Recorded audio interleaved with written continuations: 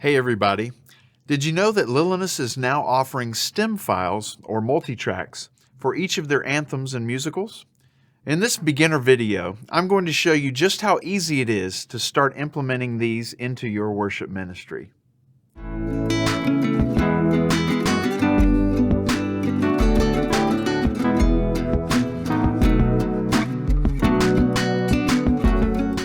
Hello, and welcome to this special instructional video from Lilinus Publishing Company. You never have to miss out on all of the new products and video content that Lilinus has available again. Simply hit that subscribe button and you'll be notified when new content is available. My name is Nick Robertson, and I'm a worship pastor, songwriter, arranger, and orchestrator. And today, I'd like to share with you this amazing tool that I implemented into my worship ministry many years ago. We're going to be looking at the gear you need to get started, what type of software you need to run it, and how to implement multi-tracks into your setting. We will also be answering the question, why should I use multi-tracks? Before we get into that, let's start by talking about what multi-tracks are exactly and some of what is included.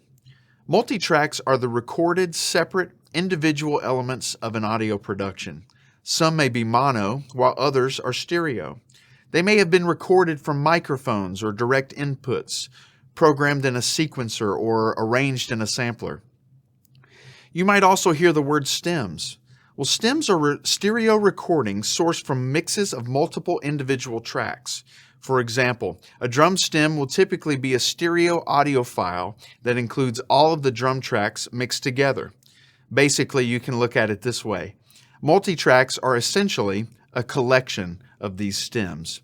Another word or phrase to get used to is click track. The click track is what keeps everyone together as you play through the song. It is typically a beeping or pulsing sound, much like a metronome. Sometimes the click track is accompanied by a guide. This is a voice that counts off the song in addition to telling you where you are within the song. It might say something like chorus or verse. Through all of this, the great thing is that we get to control and manipulate these tracks to suit all of the various scenarios that arise inside of the audio production of our worship ministry. Over the years, I have had the privilege of serving in various sizes of ministry. Each scenario has provided different challenges that we had to either adapt to or overcome. Tell me if some of these situations sound familiar. I've had a choir and a rhythm band. I've had a rhythm band with a small orchestra. I've had a small stage. I've had a few paid musicians, and I've had many volunteers. I've had people that need to rehearse the song 3 weeks in advance, while others are rehearsing the night before. I've had people that can't make midweek rehearsals because they are sick or they have to work. The possibilities have been endless, but the journey has been good. And using multi-tracks has helped with every one of these scenarios. With multi-tracks, I don't have to worry about one of my musicians missing rehearsal. With multi-tracks, I'm constantly strengthening the musicianship of my team. It allows my team to practice better. With multi-tracks, it bridges the gap between the volunteer musician and the paid musician.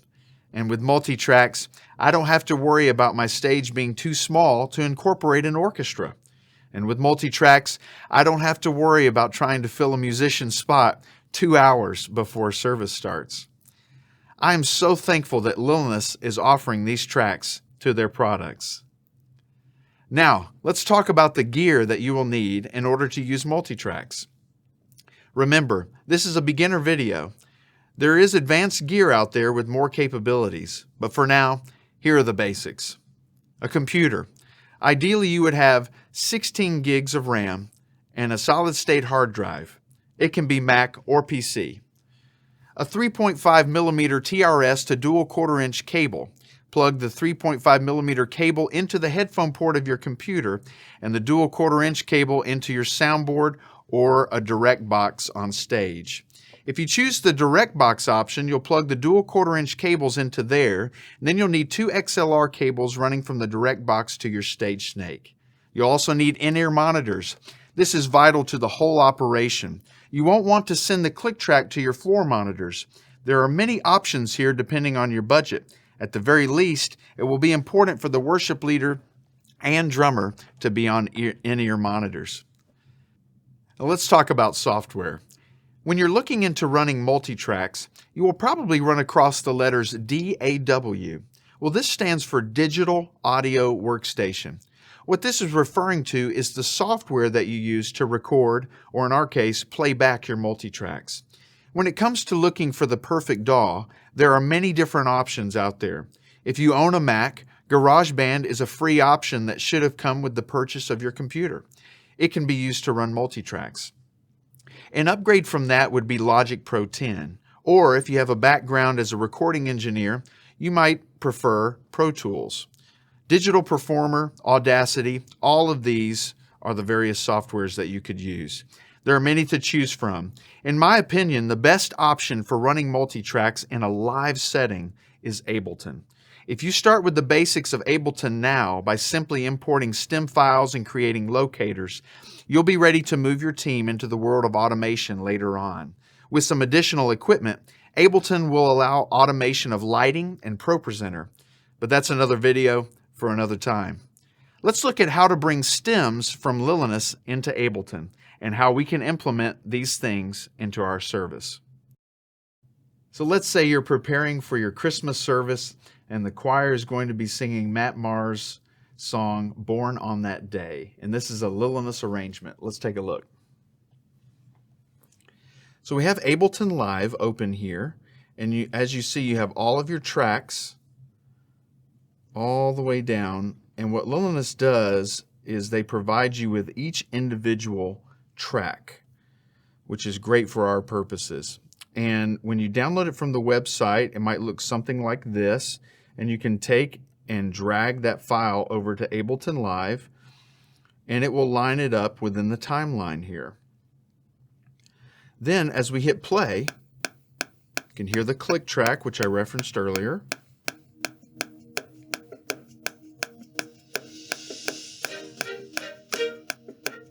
You hear each individual track as they come in.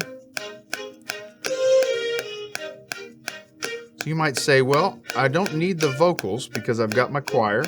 So Lilinus offers soprano, alto, tenor, bass, and then the choir. You can kind of hear the choir coming in there. Let me turn them up just a bit.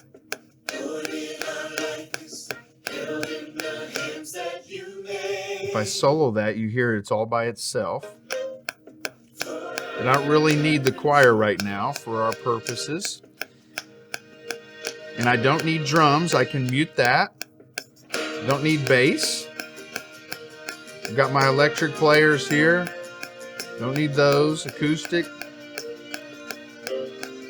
You might need brass if you've got a smaller stage, you don't have an orchestra just yet.